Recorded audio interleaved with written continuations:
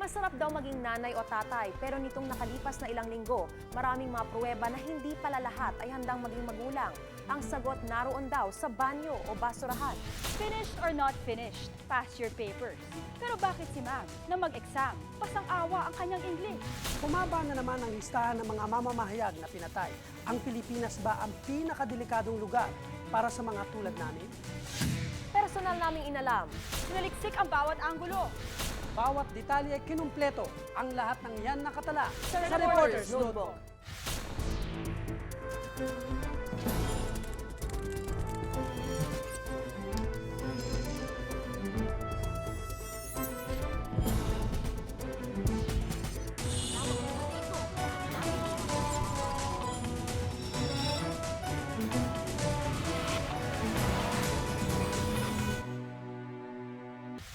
Ang Pilipinas daw ang isa sa pinakamalaya pagdating sa pamamahayag.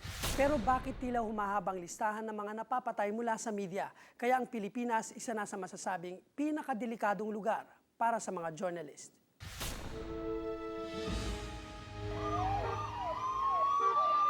Miss Tulang Heroes welcome ang pasalubong kay Gerson Hinola ng kanyang mga kababayan noong nakaraang linggo. Ilang buwan na ring hindi nakakauwi sa Bacolod si Gerson.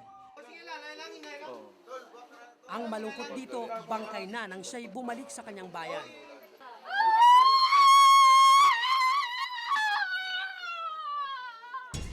May mga aligasyon pa nga ginaligar nga may mga GRO.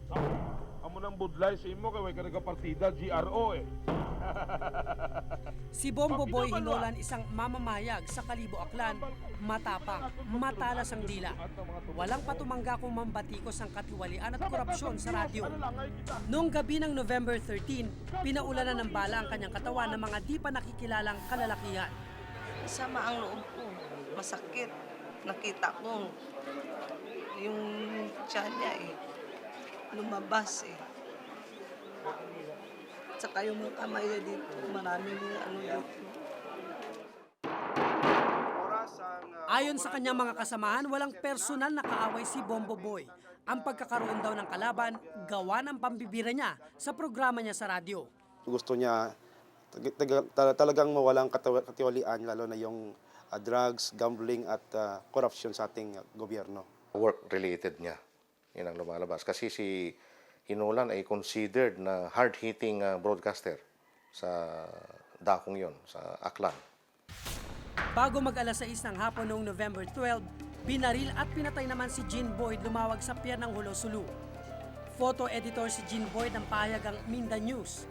Noong mga panahong iyon, tinatrabaho niya ang isang dokumentaryo kaugnay ng pamamahala sa Autonomous Region in Muslim Mindanao o ARMM. Pinuntahan ko ang burol ni Jean Boyd sa Davao. Ilang beses ko rin siya nakasama sa coverage sa Mindanao noon. Ito yung pangalawa sa huling litrato na kinuna ni Jean Boyd dahil ayon sa kanyang mga kamag-anak, mahilig siyang kumuha ng mga sunset. Ito namang nasa kaliwa, yung huling litrato na nakuna niya bago siya mamatay. Kinukunan ni Jean Boyd ang sunset na ito sa Hulo Sulu. Mahilig daw kasi siyang kumuha ng mga larawang ganito. Walang nag-akalang ang magandang larawang ito ang magiging huling kuha ng kanyang kamera at ang magiging mitya ng kanyang buhay. Matapos niyang makunan ang sunset ng araw na iyon, binaril sa sentido si Jean Boyd. Nakausap ko ang ama ni Jean Boyd na si Rene Lumawag Sr., kilalang photojournalist sa Mindanao. Mabait at masayahin si Jean Boyd para sa kanyang pamilya. Wala siyang kaaway o kagalit. Mahirap man, pero kahit paano ay tanggap na raw ni Mang Rene ang nangyari sa kanyang anak. Talagang hilig niya at saka may passion siya doon sa photography and unti-unting kumakagat yung journalism na aspect sa puso niya at saka sa otak niya. Saan po ba yung mga tao?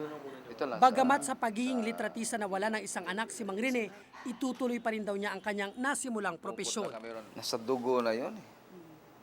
Lalo na yung anak ko, diyan kinitil ang buhay niya. So, baka magdamdam siya sa akin na sabihin, Tay, ikaw ang nag-influence sa akin. You paved the way. Ang investigasyon ng PNP may mga suspect na sa pagpaslang kay Jean Boyd. Nakapag-file na ng kaukulang kaso against sa two suspected membro ng Abu Sayyaf na sila ang responsable sa pagkamatay ni Jean Boyd Lumawag. Hindi naman naniniwala dito si Kaloy Conde, correspondent ng New York Times at ilang beses na ring nakapag-cover ng istorya sa Mindanao. Itong mga grupo nito are not known to kill journalists. Hindi sila, wala pang cases na, sa mga previous cases, decades ako meron mga NPM, mga pinatay. But itong mga, lately, wala silang ganong target. Itong mga pinatay since 1986, ilan lang dyan yung mga namatay dahil sa pagko-cover ng conflict ng mga to. Pero most of them were assassinated. Pinatay ng mga nakakabangga nila. Sina Bombo Boy at Jean Boyd ang mga pinakauling biktima ng mga mamamahayag na napaslang sa bansa.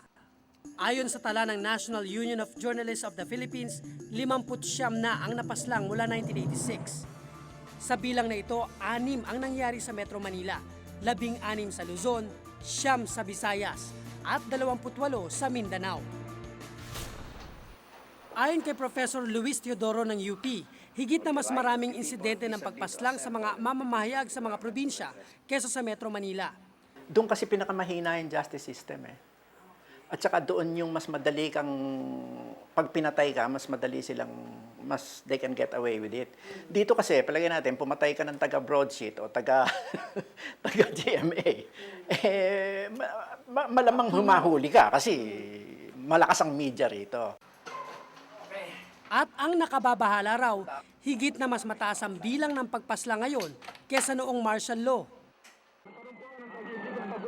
Noong panahon ng martial law mula 1972 hanggang 1986, 34 ang naitalang napaslang ng mga mamamahayag. Ngayong taon, 10 na ang naitalang kaso.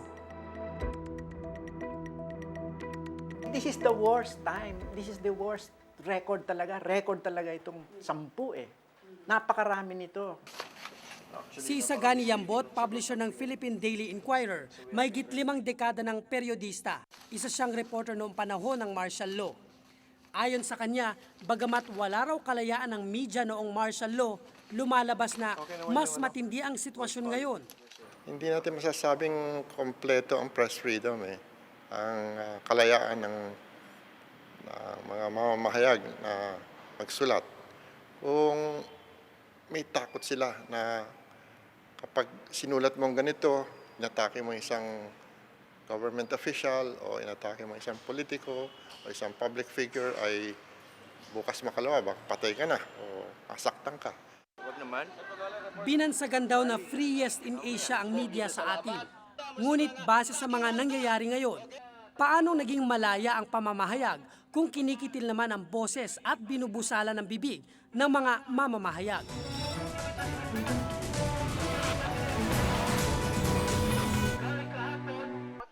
Press ID dapat na raw itago kung gusto mong mabuhay ng matagal. Kung minsan kasi, bala na ang katapat niyan, ang pruweba sa pagpapatuloy ng Reporter's Notebook.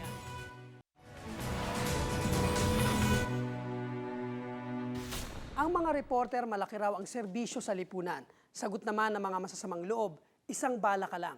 Sino pa ba ang gustong pumasok sa media gayong humahaba ng listahan ng mga napapatay sa larangang ito?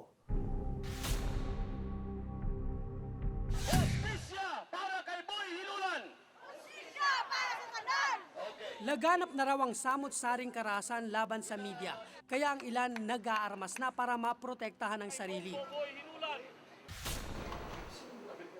Si Rene di niya tunay na pangalan, kolumnista na isang pahayagang tabloid sa Maynila. 8 taon na siya sa media. Maanghang, walang preno kung mambatikos siya sa dyaryo. Kadalasang laman ng kanyang istorya tungkol sa drug lords at mga tiwaling opisyal. Dahil dito, inulan na raw siya ng mga death threat o pagbabanta sa kanyang buhay.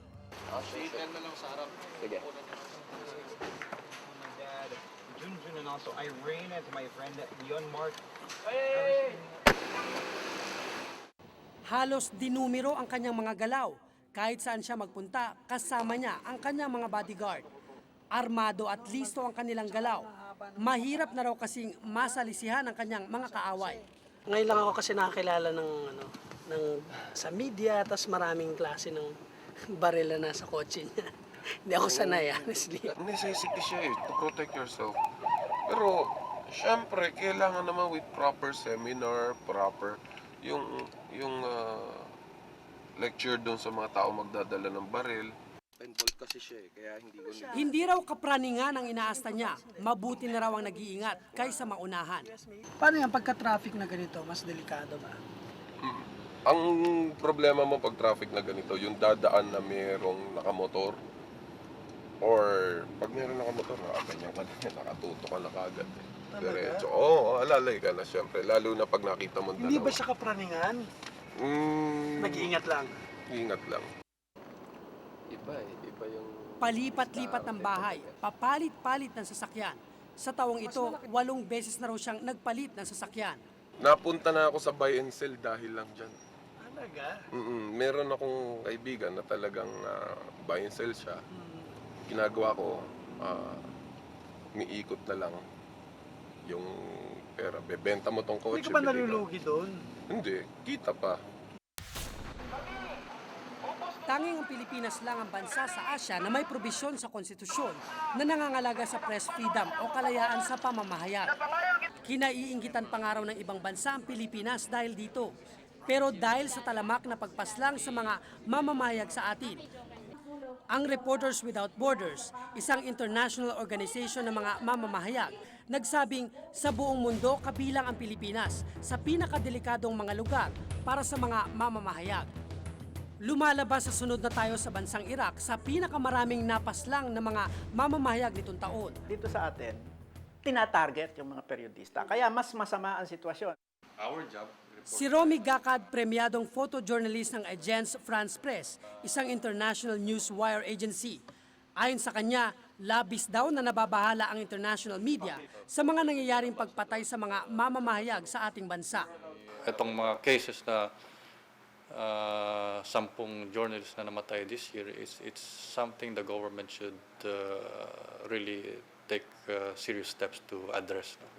Gayunpaman, hindi daw nangangahulugang takot ang mga mamamahayag. May pangamba man, tuloy pa rin ang trabaho. Dahil sa sunod-sunod na patayan sa mga journalist, binuo ang PNP Task Force Newsmen ngayong taon. Ngunit sa halos 60 kaso, isa pa lang ang kanilang nahuhuli sa mga sospek. Aminado ang PNP, nahirap sila sa paglutas ng mga kaso. Nahihirapan ang ating mga police o agents kasi nagtatago yung suspect. So long as walang nahuhuli kundi isa at hindi pa nga nagtatrial, di pa naman napapunish, no? Eh siyempre may encourage yung mga iba. Kasi ang ano naman dito, bakit ba maraming krimen? Maraming krimen dahil hindi napapunish, di ba? Halos 20 taon ng patay ang premyadong photojournalist na si Willie Vicoy. Taong 1986 nang maambush siya ng mga NPA kasama ang iba pang tropa ng gobyerno. Gusto niyang makilala siya. Gusto niya yung magandang pagkakakilala sa kanya, yung nakagawa siya ng isang bagay na para sa bayan. Ngayon, isa ring photographer ang anak ni Mang Willie na si Ali. Bagamat sa propesyong ito namatay ang kanyang ama, hindi ito nakapigil sa kanya na sumunod sa yapak ng ama. Yung mga gamit niya, pinatitingin sa akin. Tapos minsan, kinakalikot ko. Kapag day off ni Papa, kinakalikot ko yung camera niya. Tapos minsan, pinapagalitan ako. Sabi, wag ko daw galawin dahil paglaki ko, gagamitin ko rin naman daw yung camera na yun. 4 na taon ako sa trabaho ko. Kapag may pinapatay na mga mamamahayag, bumabalik sa isip ko ang karasang nangyari sa akin noong 2002 sa Zamboanga. Dahil sa sobrang init, crowded. Binugbog ako ng mga tripulante ng barko dahil sa pagpupumilit kong makasakay para makakuha ng balita sa basilan. Marami na rin akong nagawang expose. Hubad na bawang, Mga ilang kilo yan. bulok na keso, bentahan ng droga sa kulungan. Pero ang pinakagrabe ay nang gawin ko ang istorya ng bentahan ng droga sa tabi ng Camp Crame at Camp Aguinaldo. Hindi lang death threat ang natanggap ko, naranasan ko ring maharang habang pauwi sa bahay at binalaang maghinay-hinay sa paggawa ng istorya. Maghanap ng mabibilhan ng shabu sa tulong. Bilang isang reporter, may mga sandaling posibleng buhay ang maging kapalit ng istorya. Hindi lang kasi bala ang iilagan habang nasa gitna ka ng bakbakan o ganti ng taong turing sa'yo ay kalaban o kasong libelo na kailangang iwasan. Sabi nga, kapag nasa ganitong uri ka ng trabaho, bahagi rin ng buhay ang malagay sa hukay ang isang paa. Mapanganib man, hindi ito kailanman naging sagabal para magampanan ang aming trabaho. Ako si Cesar Apolinario at ito ang nakatala sa aking Reporter's Notebook.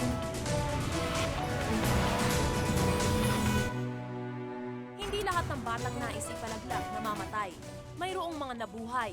Dala ang kaalamang minsan ninais silang burahin sa mundo ng sarili nilang magulang.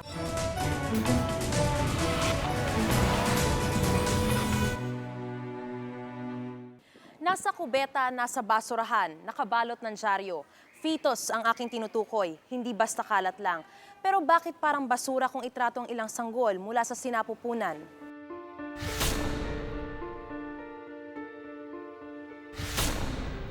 Ang mag-asawang Gina at Glenn biniyayaan ng 6 na taong pagsasama. Pero hindi ng sariling anak. Lahat ng paraan, ginawa na nila para lang magkaanak, pati ang magpahilot at magsayaw sa ubando. Hindi raw nila maintindihan kung bakit ang ibang magulang tinatanggihan ang mga anghel na binigay sa kanila. Kung bakit itong mga tao na to, nagagawa nilang anuhin yung mga anak nila. Oo, na itahapon na kung sila na nga yung binigyan. Ito isang napakaganda regalo galing sa Panginoon. Na kung bakit kami, sa kagustuhan namin, talagang gustong-gusto namin, bakit kaya hindi kami mabigyan? Tila may mga batang sadyang hindi ginusto ng kanilang mga magulang. Gaya na lamang ng sanggol na ito na tinapon sa isang estero kamakailan. Ngayong taon, siya na ang ika-22 fetus na natagpo ang itinapon na lamang ng walang pakundangan. Iba-iba yung rason kung bakit unwanted yung pregnancy. Yung una, hindi sila handa, bata pa sila. Pangalawa, meron namang iba na napaka-importante ng karir nila na pag nabuntis sila, parang hindi sila handa. Hindi lahat ng batang nais ipalaglag namamatay. Mayroong mga nabuhay. Dala ang kaalamang minsan ninais silang burahin sa mundo ng sarili nilang magulang. Isa na rito si Lito, di niya tunay na pangalan. 18 taong gulang. Nahihiya siyang makilala bilang isang batang dapat ay ipapa-abort.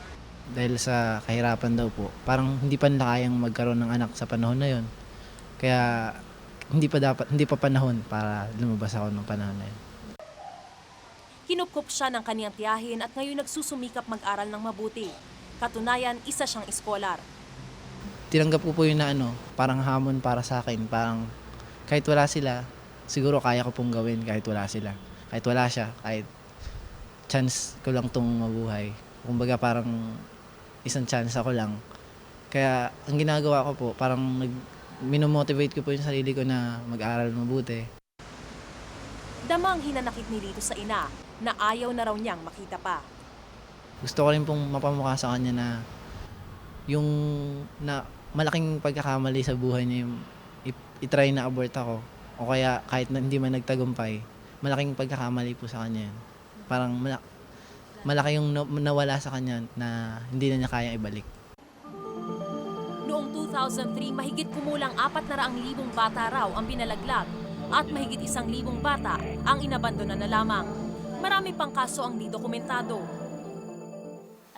Kung ang mag-asawa sabik sa anak, ang 20 taong gulang na binatang ito sabik sa magulang.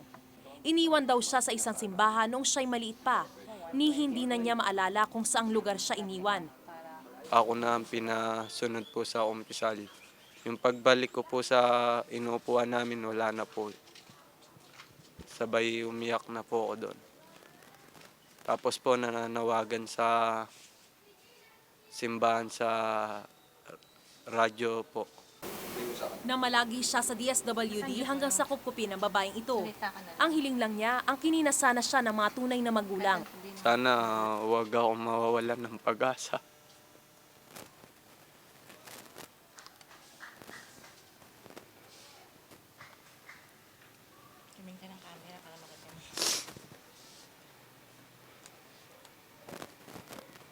Makita ko po sana sila Hindi ako manghihinayang sa sarili ko.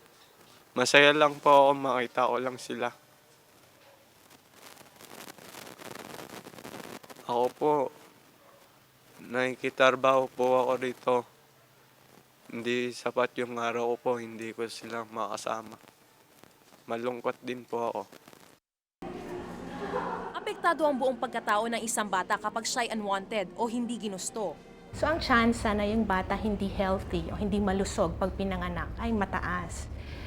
Tapos pangalawa naman yung naaspeto na dapat nating talakayin yung psychological. Ano ba yung psychological?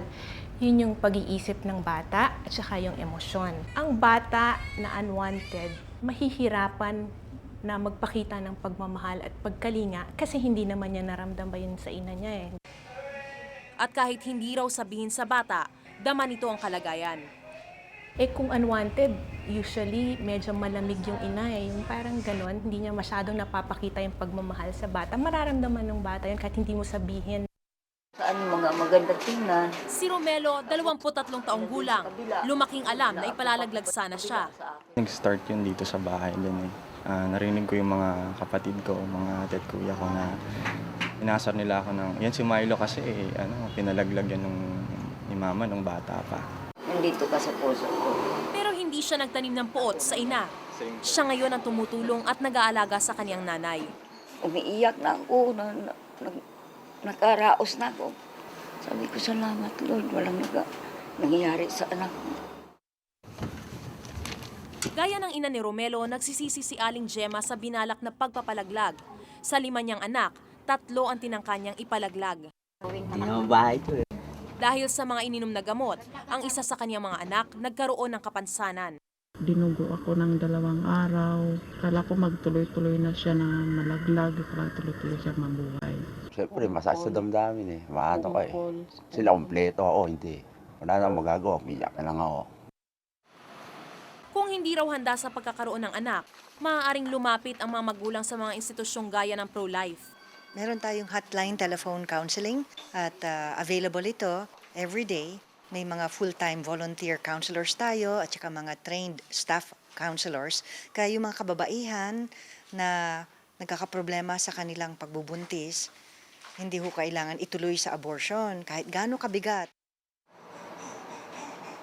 Sa lugar na ito sa DSWD nakalagak ang mga batang abandonado. 40 sanggol ang narito sa kasalukuyan. Pero pumapatak sa 3 hanggang 4 na bata ang iniiwan dito kada buwan. Hanggang walang dumarating na mag-aaruga, maghihintay ang mga musmos sa magnanais na kupkupin sila. Maliliit na kamay at daliri, maliliit na paa. Mga batang tila pinagkaitan ng pagkakataong makadama ng pagmamahal mula mismo sa mga taong kanilang pinagmulan. Ang maliit nilang tinig, sana'y dinggin naman. Ako si Maris Umali at ito ang nakatala sa aking Reporter's Notebook.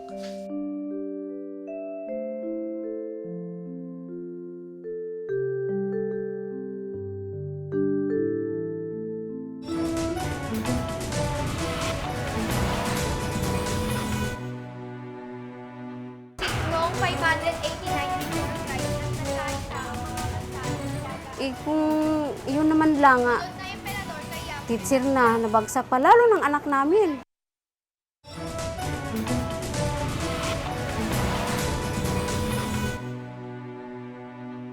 Dati, bukod sa Inglaterra at Amerika, sa Pilipinas makikita ang mahuhusay sa English. Noon yun. Ngayon, nang mag-test sila sir at ma'am, palakol o kalabasa ang grado ng marami sa kanila.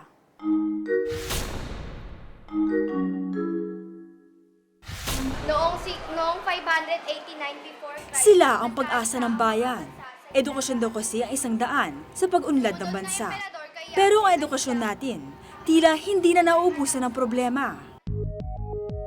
Kamakailan, lumabas ang resulta ng eksamen na ibinigay ng Department of Education noong nakaraang taon para sa mga guro ng English, Math at Science sa pampublikong paaralan. Ang self-assessment test for English proficiency. Mahigit 80% sa kumuha ng test, lagpak.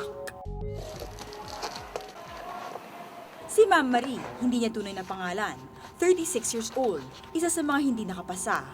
English teacher siya ng halos 14 na taon. Katuwiran niya, hindi raw sila binigyan ng pagkakataon na makapaghanda sa naturang exam. Maybe because I'm tired. But given a chance to have exams with, preparedness and readiness before the exam, I would say that I would be very much enthusiastic to answer the questions. Si Ma'am Flor naman, 54 years old, hindi rin pumasa sa exam. Math ang kanyang itinuturo. Kaya naman hindi siya nababahalang bagsak sa exam. So we can talk in English. We can communicate with our student in English, mathematically speaking, but not that as proficient as English teacher. Para sa ilang teacher na kumuha ng exam, hindi raw dapat maging sukatan ang test na ito sa kakayahan ng mga teacher pagdating sa Ingles. There should be other type of tests which can measure the proficiency like written and speech or speaking. So hindi lang black and white or written exam.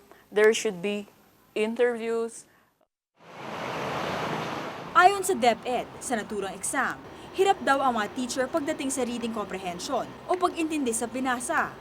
Itong English proficiency test would prove to us that bumaba yung proficiency sa English. There's no doubt about it. The data tells us that's what's happening. Does it make us less of an English-speaking country? No. We still speak English. We don't speak proper English. Yun ang problema. Ito ang kauna-unahang beses na nagsagawa ang DepEd ng ganitong eksamen. Maging sila na alarma sa resulta. We have to deal with it. We have to fix this problem. If we don't fix this problem, it won't fix the student learning problem. Hindi raw matatanggal sa trabaho ang mga gurong hindi pumasa sa exam. Sukatan lang daw kasi ito sa kakayahan ng mga teacher para matukoy nila ang tulong na maaari pa nilang maibigay. Ang tawag dito ay diagnostic type exam. You do the exam once to determine ano yung level ng teacher.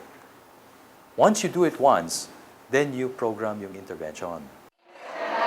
85 million pesos ang nakalaan na budget ng DepEd para sa teaching training ng mga guro. Pero hindi raw ito sapat. Plano rin ng DepEd na imungkahi sa Professional Regulation Commission na isama na sa licensure examination ng mga guro ang English Proficiency Exam. Ito ay para lalong masiguro na mahusay ang mga susunod na guro. Pero ayon kay Professor Lourdes Tayaw, may akda ng maraming libro sa English, hindi na siya nabigla sa resulta. Nararamdaman na raw niya kasi ang pagbagsak ng paggamit ng mga guro ng wikang Ingles sa pagkikisalamuhan niya rito. Ilan daw sa dahilan sa pagbaba ng kalidad ng mga guro ay ang paglobo ng bilang ng mga mag-aaral, samantalang lumiliit naman ang bilang ng mga guro, ang maliit na sahod, at ang mababang pagtingin sa guro bilang isang propesyon. We're not attracting the brightest minds to education. We're not. Yeah, they would rather go to other professions. You see?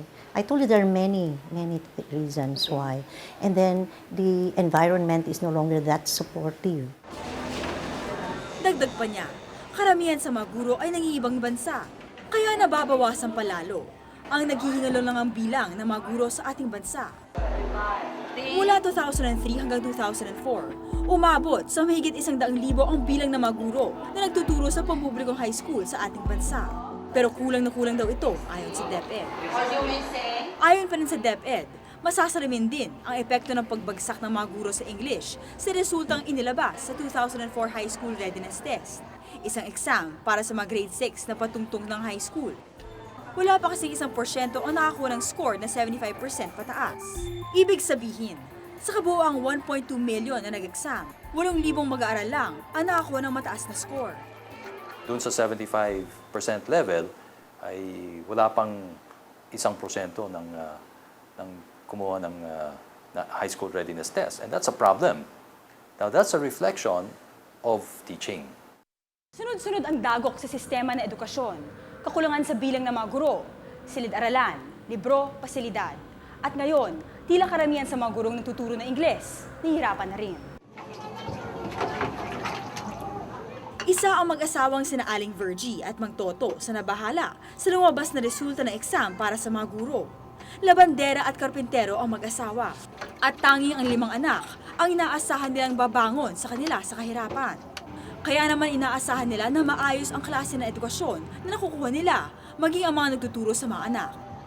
Naaral nga namin sila nga sa public dahil mura lang nga. Dahil wala talaga kami ka-afford sa private. Kung yun naman lang nga, teacher na, nabagsak pa, lalo ng anak namin. Yung graduation po namin. Nangihinayang naman ang consistent honor student na si Raquel sa issue tungkol sa mga gurong hindi pumasa. Pangarap pa naman niya ang maging guro. Gusto ko nga po mabago yung pagtingin ng mga tao sa kaguruan. Hindi naman po siguro lahat ng nagiging guro, ganun po ang kinalalabasan. Habang marami ang hindi na ipasa ang exam na ibinigay ng DepEd, si Ma'am Teresita Cervantes minanilang ang pagsagot sa test. Isa siya sa top-notcher sa naturang test at nakakuha ng gradong 98%. Hindi siya naniniwala na kailangan pang paghandaan ng test na binigay ng DepEd. Ang pangalan ng exam ay self-assessment. So dapat talaga, self-assessment, ang binibigay mo doon yung sarili mo eh. Kung ano yung exam mo, parang iyon ikaw. So dapat talaga sineryoso nila yun. Tila kaliwat kanan na nga ang problema ng ating bansa sa edukasyon. Kung edukasyon nga ang magtuturo sa atin sa magandang kinabukasan, hindi ba't dapat lang na siguraduhin natin na ito ay mapangalagaang mabuti? Ako si Hana Alcoseba at ito ang nakatala sa aking Reporter's Notebook.